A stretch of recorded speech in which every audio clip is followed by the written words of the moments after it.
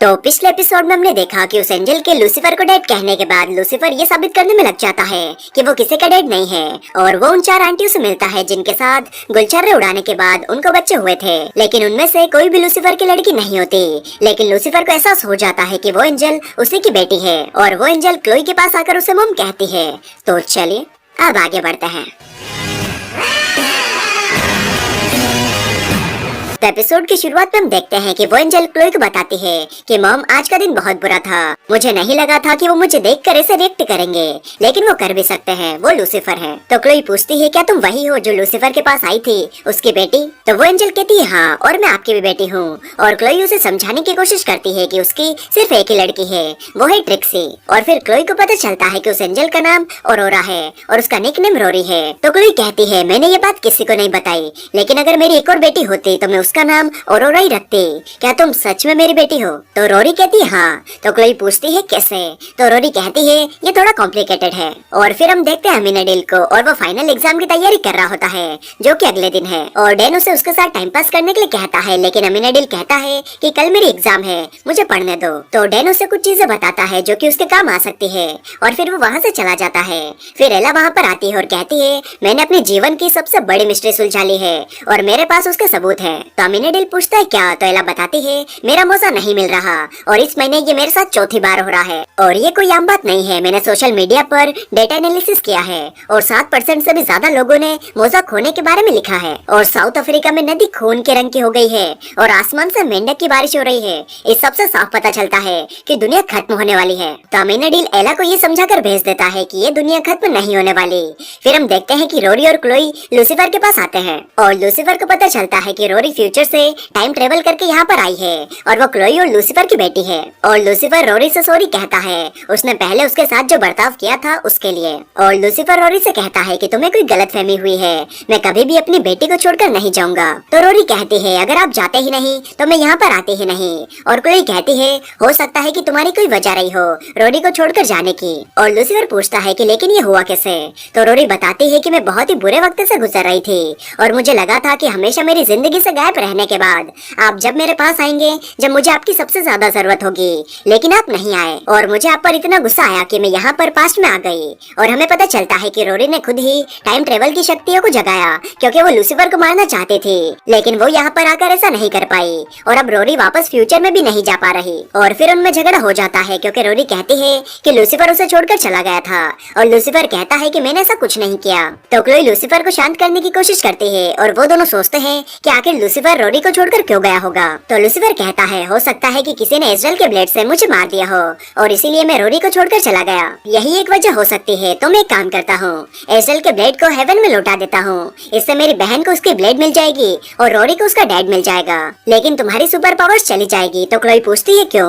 तो लूसीफर बताता है क्योंकि ब्लेड के धरती से जाने के बाद अमीनाडिल का नेकलेस डीएक्टिवेट हो जाएगा। तो क्लोई कहती है फिर तुम उसे वापस मत ले जाओ, शायद और भी कोई रास्ता होगा। फिर क्लोई लूसीफर की मर्डर मिस्ट्री को सुलझाने को सोचती है, लेकिन लूसीफर कहता है कि एजल की ब्लेड को हेवन में ले जाना ज्यादा आसान होगा और तुम इस मर्डर मिस्ट्री को कैसे सोल्व करोगी जो कि अभी तक हुई नहीं है, जिसकी ना कोई लाश है ना ही कोई सबूत। तो क्लोई कहती है लेकिन हो सकता है कि तुम्हारे भाई बहन फिर से ब्लेड को नीचे लेकर आए और हमें इस बारे में पता भी ना चले। तो वो दोनों रोरी से पूछते हैं कि क्या हुआ था और वो लूसीफर को बताती है कि आप मारे नहीं थे, आप बस हमें छोड़कर चले गए थे, क्योंकि अगर आप मारे होते तो मॉम मुझे जरूर बताती। फिर रोरी आगे बताती है कि क्लोई ने उसे बताया था कि वो लूसीफर दोनों वे नाइस में साथ थे और लूसीफर वहाँ से कहीं चला गया और फिर क्लोई ने उसे कभी नहीं देखा और ये सब 4 अगस्त को हुआ था। और क्लोई और लूसीफर को पता चलता है कि रोरी 3 हफ्ते बाद जो 4 अगस्त आने वाला है उसी दिन की बात कर रही है। और फिर क्लोई और लूसीफर रोरी को वहीं पर छोड़कर छानबीन करने के लिए निकल जाते हैं। फिर हम देखते हैं कि मेज और ईव अपनी शादी की तैयारी कर रहे होते हैं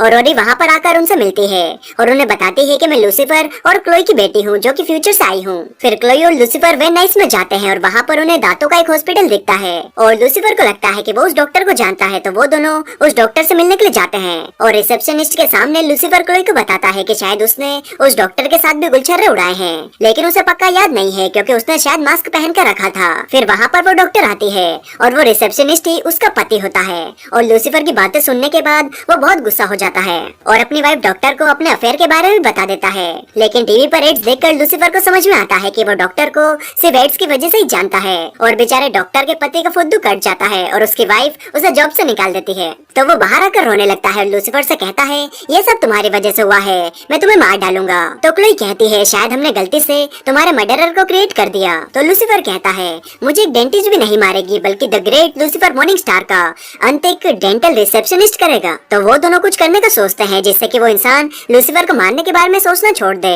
और दूसरी तरफ क्योंकि रोरी ने मेस को सिर्फ मेस कहा था और ईव को आंट ईव कहा था, तो उन दोनों को लगता है कि उनकी शादी टूट जाएगी और वो दोनों अलग हो जाएंगी। और वो दोनों अमीनाडिल को भी वहाँ पर बुलाती है और रोरी उसे पहचानती ही नहीं। फिर ईव और मेस अमीनाडिल को रोरी के बारे में बताते हैं और अमीनाडिल कहता है कि मैं तुम्हारा अंकल हूँ, लूसीफर का बड़ा भाई। और क्योंकि रोरी अमीनाडिल को नहीं पहचानती तो उसे लगता है कि वो मर जाएगा और शायद ईव और मेस की शादी के दिन ही वो मरेगा।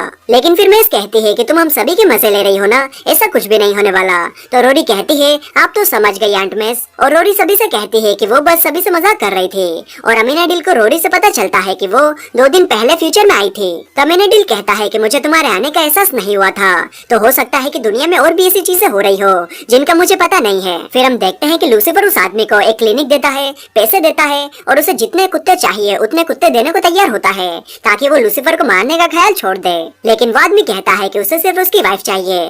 तो लूसीफर क्लोई से कहता है कि अगर हमने इसे और इसकी वाइफ को फिर से एक कर भी दिया और फिर थोड़े दिन बाद इसने अपनी वाइफ को फिर से चीट किया तो क्या पता इसके अंदर मुझे मारने का ख्याल फिर से आ जाए। और लूसीफर उस आदमी को एजल का ब्लेड देने का सोचता है ताकि वो देख सके कि वो आदमी उसे मारेगा या नहीं। लेकिन जब वो तिजोरी खोलकर देखता है तो वहाँ पर वो ब्लेड होता ही नहीं। और लूसीफर कहता है लेकिन ऐसा कैसे हो सकता है, यहाँ पर तो सिर्फ हम दोनों ही थे और ये आदमी तो हमारे सामने से कहीं गया ही नहीं।